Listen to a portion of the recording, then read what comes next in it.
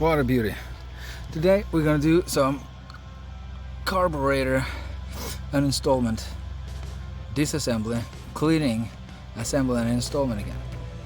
It boils down pretty much to just have a few screwdrivers, take them out and have a tub or something and a carburetor cleaner and go over every component inside of it. So let's get right to it. So I've taken out the first carburetor here. One of the first things you'd like to check is whether or not these floats are taking in gasoline here. And a quick way to check this is just tilt this back and forth, and it seems that they are certainly floating as they should. Okay, which I'm going to do is just take up both of these and check them for bulks or scratch or anything like that. After that, we're going to do some exterior cleaning with a toothbrush and some carburetor cleaner. Alright, so we've taken out the floats here, cleaned the exterior, the carburetor, and as you can see, these are more than intact, working as intended. Now, if there's some problem with the carburetor, it usually boils down to clogged jets. So the next thing we're going to do is to take out the main jet here and the pilot jet inside of this little tube here. We're going to spray some carburetor cleaning through those and clean the rest of it inside of this carburetor. And then we're going to take it inside and use some air compressor to finish off the job. I'm taking the carburetor inside now. What we're going to do is to use some air compressor here and clean and just blow through. This is the pilot jet.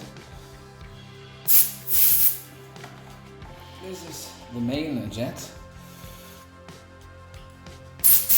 Also, while you do this, use your index finger here to feel that air is actually coming through, and it certainly is here. I'm going to clean through these holes here and now I'm going to assemble it all.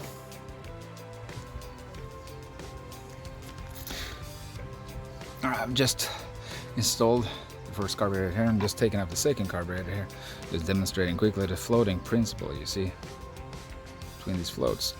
It seems to be working fine. We're going to take it out, clean this carburetor too, install it as well. There's a main jet on the left side and the pilot jet on the right side. I just want to quickly mention something.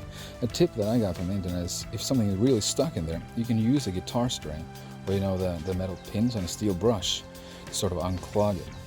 I also want to mention another thing. In the service manual, it said that every time you are doing this sort of operation, you see these are very old, these carburetors here, all the paint is coming off. You should change the gasket as well. Now, I don't happen to have a brand new pair of gaskets, so I might either order that later or buy some new carburetors. Both carburetors clean and installed. That's a fun little DIY project you can do in your spare time. Have a good one.